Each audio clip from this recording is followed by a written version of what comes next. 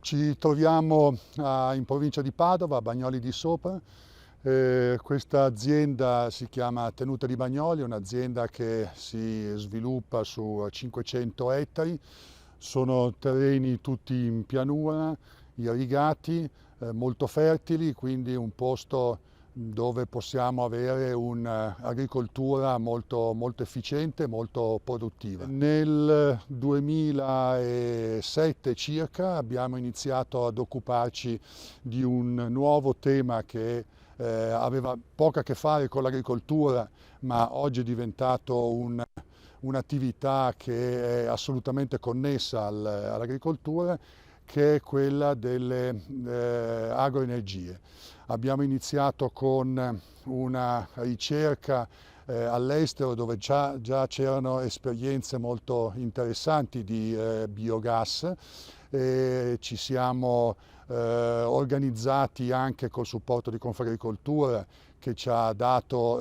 i mezzi e delle conoscenze che ancora ci mancavano per capire come si poteva abbinare lo sviluppo delle agroenergie in un ambiente agricolo. Abbiamo iniziato tutto un iter autorizzativo che era coerente con la normativa che stavano appunto sfornando i nostri legislatori.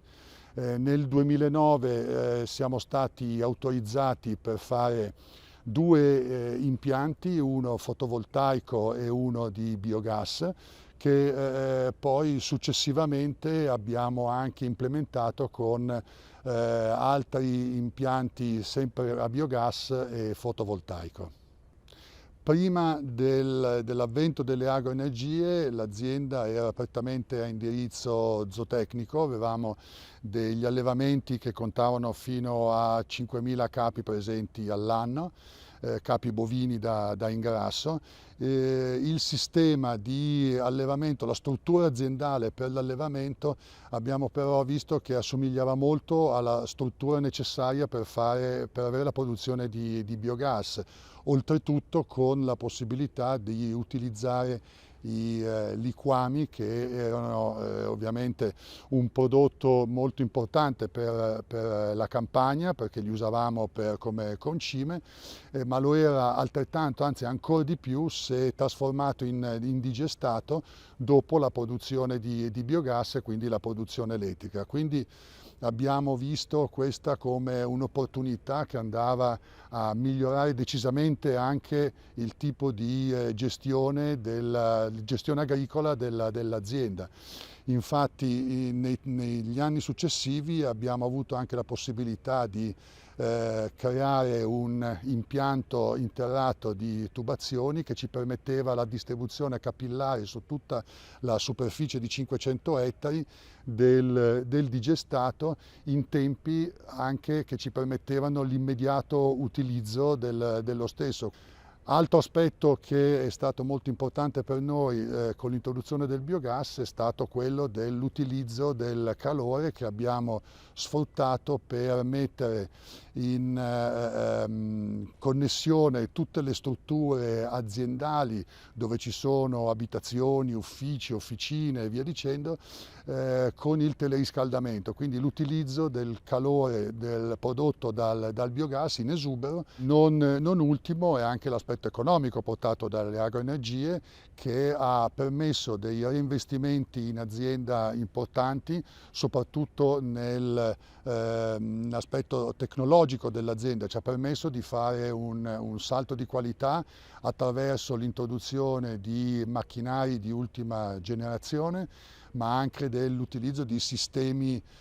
come guide satellitari, eccetera, che erano un aspetto ancora mancante nel nostro panorama, che invece con la disponibilità di fondi maggiori ci ha permesso di approfondire ed arrivare oggi ad avere un parco macchine completamente automatizzato, con guide automatiche, guide satellitari, con controlli della fertilità del terreno e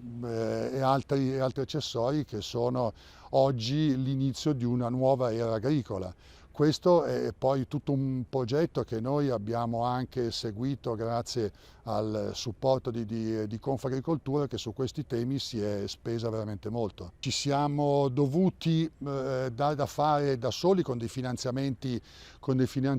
bancari per riuscire a investire nelle agroenergie, perché il sistema di finanziamento pubblico è un sistema che dà dei ricavi sul prodotto venduto, quindi quando gli investimenti sono già stati